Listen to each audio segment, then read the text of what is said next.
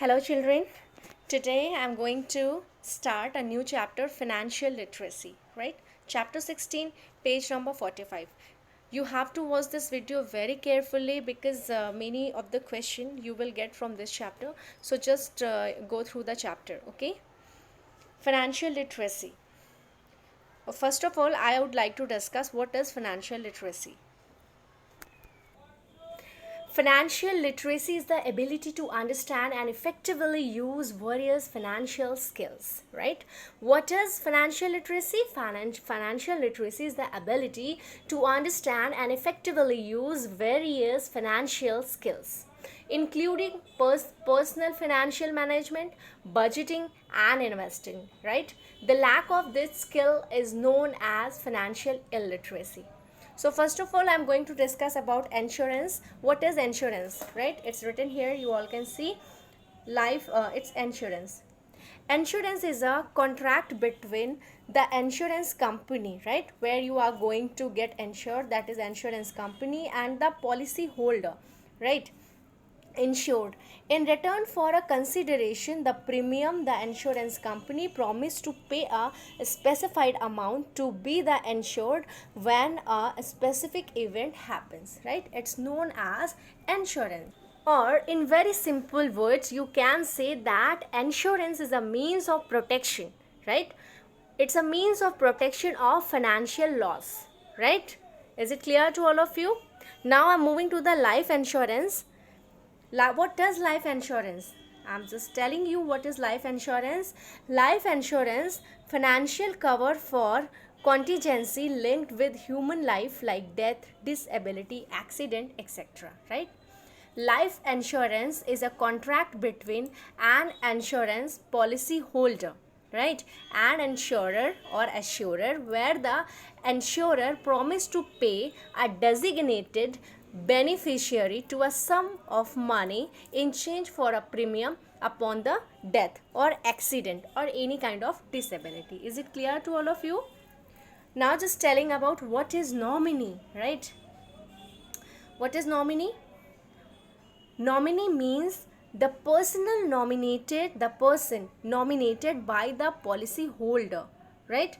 The person who is having that policy, he just nominate a person, that is known as nominee, to receive the policy benefits in the event of his death, right?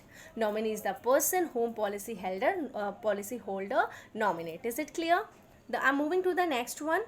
The next one is health insurance, right? What is health insurance? Health insurance covers the cost of an insured individual's medical and surgical expenses. Okay? The next one is home insurance. What is home insurance? Home insurance provide complete protection for our home, right? Home insurance, as it is clear by the name, that it is an insurance which we take at our home, right? And it's provide protection to our home. Our house and other household assets are expensive, and therefore safeguarding our home from unforeseen events should be our priority, right? That's why people, they just insure their home also. Okay, the next one I'm moving, that is public sector banks. Do you know whom do we call public sector banks? Public sector banks are owned and controlled by the government, right? Public sector banks controlled by the government. In India, the nationalized banks and the regional rural banks come under this category. I know that you are very well aware about whom do we call nationalized banks and whom do we call regional rural bank, right? These banks comes in the category of public sector banks, and this bank is controlled by the government of India. Is it clear? Moving to the next one, private sector banks. Whom do we call private sector banks? These banks are owned and controlled by the private individuals or cooperation, right? This is handled by the private cooperation and private individuals and not by the government. You have to make clear in your mind that public sector banks are controlled by the government, but private sector banks are not controlled by the government, right? It is an individual cooperation. It is handled by them only and not by the government, right? For example, HDFC Bank, Axis Bank, these are the example of private sector bank. And what are the example of public sector bank? For example, PNB, Punjab National Bank, Bank of Baroda, right? There are many banks they comes in the category of public sector bank, and private sector bank, HDFC, Axis Bank, these are the example of private sector banks, because these banks are not controlled by the governments. Okay. The next one is bearer check, right? Whom do we call bearer check? When the words or bearer appearing on the face of the check is not cancelled, right? The check is called bearer check. A bearer check is payable to the person specified in the check or to anyone who presents it to the bank or payment. Is it clear? As it is clear by the word bearer, right? It's a check is not cancelled. The check is called bearer check. Okay. Moving to the next one, and we will discuss here order check. Do you know what is order check? An order check is expressed to be so payable or payable to particular person without containing words prohibiting transfer or indicating that it will not be transferable. An order check is a check where only the person or party in whose name the check has been drawn can withdraw the cash. The pay can transfer an order check to someone else by signing their name on the back of it, right? The next one is crossed check. Whom do we call? The next one is open check, right? जिसे हम we just say in another words uncrossed check. Okay. When a check is not crossed, it is known as open check, right? Or an uncrossed check. Payment on such a check can be obtained at the counter of the bank. An open check may be a bearer check or an order check. Okay. The next one is, what is crossed check? Let me discuss with you all. Crossing a check means drawing two parallel lines on the face of the check with or without adding words like and, co, or account pay are not negotiable. A crossed check cannot be encashed at the cash counter of a bank. It can only be credited to the pays account, right? आप इसको in cash नहीं कर सकते हैं. It can only be credited to the pays accounts. Is it clear? The next one is income tax. Do you know what is income tax? Income tax department is a government agency undertaking direct tax collection of the government of India, right? And it functions under the Department of the Revenue of the Ministry of Finance. Income tax department is headed by the apex body Central Board of Direct Taxes, right? An income tax is a government tax imposed on individuals. In simple words, you can understand that income tax is a, in simple word you can say it's a tax that is imposed by the government on individuals or entities that varies with the income or profits. Entities means taxpayers that varies with the income or profits of the taxpayer. Is it clear? The next one is goods and services tax, that is known as GST.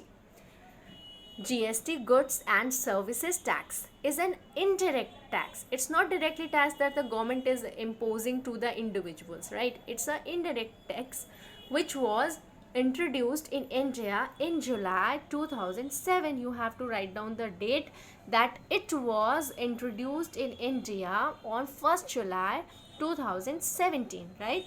And it is applicable throughout India.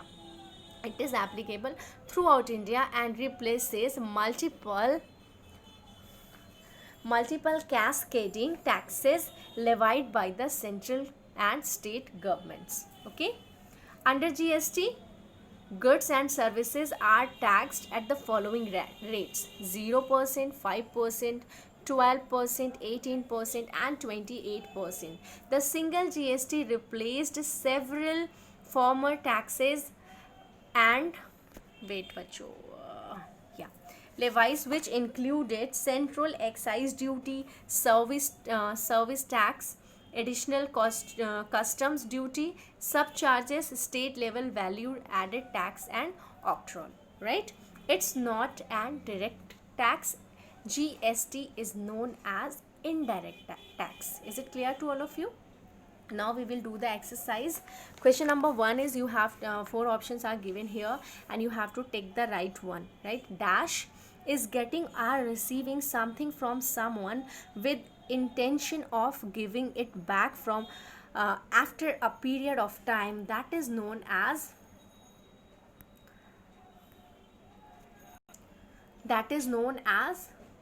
borrowing, right? What do we call borrowing? Is getting or receiving something from someone with the intention of giving it back, right? For example, whenever you are borrow a pen from your friend, there is an intention that you will get her back, right? You will get him back because it's not your pen, you have just borrowed her. So here which option is correct? That is borrowing. Is it clear? The next one is the money that is charged by the government by a bank or other financial organization for borrowing money. So the correct option is interest. Okay, interest is the money that is charged by a bank, right, or other financial organizations for borrowing money, right? The third option is, question number 3 is, banks are other organization dash money to someone who agrees that she or he will pay the back money in the future, usually with extra money added to the original amount, that is known as the interest, right? So which one is the correct option? Just tell me, student. That is known as lend, right? Which one is the correct option? Lend. Option number B is correct in third. Bank or other organization lend money, right? Lend means udhar lena, right? Money to someone who agrees that they will pay back money by adding some taxes, by adding some interest, right? Not taxes, sorry, by adding some interest in that original money. For example, if they are lending 500 rupees, then they will add interest also according to that money. Is it clear? The next one is a printed instruction from an account holder to his her bank directing to pay a certain amount of money into a specific person, right? So the correct option is check. Which one is correct option? Check. Fourth option number A is correct. Okay. Which option is correct? Option number A is correct. Check is a printed instruction. I think you all had seen the check. How does it look like? It's a printed instruction from an account holder to his bank directing it to pay a certain amount of money to a specific person. Okay. For example, if you want to give me 5,000 rupees and you are just on it's paying on the check also, and it's like a printed instruction, and you are writing your name and paying the amount also and doing your signature there, and you give me that check, right? The next one is a dash is a card issued by a bank giving the holder an option to buy goods and services without making any actual immediate payment, that is known as credit card. So option number D is correct. In question number 5, which option is correct? Option number D is correct, right? So what is credit card? Credit card is a card that is issued by a bank giving the holder an option to buy goods, right? Whenever you are having a credit card, you can buy goods, you can take services, right, without making any actual immediate payment. You don't have to pay money for that, because when you are having that credit card, you don't need to pay cash, right? You have to just give your credit card and you can buy things, right? And it is given by the bank. Okay. The next one is question number 6 is an electronic card. It's an electronic card and it is issued by a bank that allows the holder to access to his account to withdraw cash or pay for goods and services. This one is known as debit card. What do we call this? We call it debit card. So in question number 6, option A is correct. Debit card is an electronic card that is issued by the bank and it allows the holder to access the account to withdraw cash और पे for goods and services. Debit card के help से आप पैसे withdraw कर सकते हैं, सामान खरीद सकते हैं और कोई भी सर्विसेज ले सकते हैं। Is it clear? The next one is question number 7. Dash is mainly open to run a business that has a large number of daily transaction. It is a non-interest bank account. What do we call them? Options are given here. The first one is saving bank account. The second is current account. The third one is recurring deposit account, and the D is fixed deposit account. So in option number 7, option B is correct. That is known as current account, right? It's B, na? Current account is written here. Current account is mainly open to run a business that has a large number of daily transaction. It's a non-interest bank account, right? Moving to the next one. Statement 8. Dash is one of the most popular deposit accounts for individuals. It is open to encourage people to save money and deposit their money. Interest is paid on saving accounts which remains nominal. So question number 8, option C is correct. Saving bank account. Savings bank account is one of the most popular deposit accounts for individuals, right? It's very beneficial. It is open to encourage people to save their money, right? Interest is paid on savings accounts which remains nominal. Okay. The next one is Dash is opened by the people who want to save regularly for a certain period and even a higher interest rate than the saving bank account offers. So you have to tell me which option is correct in question number 9, right? So just tell me, students. Option number C is correct. Recurring deposit account. Recurring deposit is a special kind of term deposit that is offered by the banks which help people with regular incomes to deposit a fixed amount every month into their recurring deposit account, right? And they earn interest at the rate applicable to fixed deposit. Is it clear? Now I'm moving to the next one. Dash is opened for a particular fixed of time by deposit a particular amount of money. Question number 10th, option number C is correct. That is known as fixed deposit account. Fixed deposit account is opened for particular fixed period of time, right? By depositing a particular amount of money. And the next question number 11 is when the selling price is greater than the cost price, there is a profit loss discount, none of these. It's very easy बच्चों. अगर suppose if you have bought anything, right? If you have bought anything, I'm just writing over here, if you bought anything in rupees 100, right?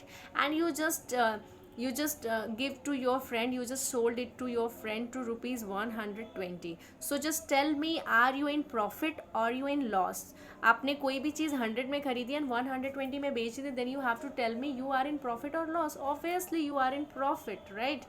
You are in profit, and profit of 20 you are getting, na, right? So you are in profit. Which option is correct in that question, in that particular question? Option number A, right? When the selling price is greater than the cost price, that is known as profit. Which of the following tax rates is not applicable under the GST? The question is, which you have to tell. Yeah, there many options had given, and you have to tell us which tax rates is not applicable under the GST. That is 25%, right? We had already discussed under GST following rates are, following rates are applicable. That is 0%. 0% is applicable in GST. 5% is applicable in GST. Even 12% is also applicable in GST, right? And after 12, 18% is also applicable in GST, and after 18%, 28% is also applicable in GST. So 5%, yes, it's true. To 18%, it's also true. 12%, it's also true. So you have to tell me which one is not applicable. These are the applicable, but which one is not applicable? That is 25%. 25% is not applicable under the GST. So bachcho, thank you so much for watching. If you like my videos, then you can share it, and you have to study it very carefully. If you have any query, you can ask. Good day.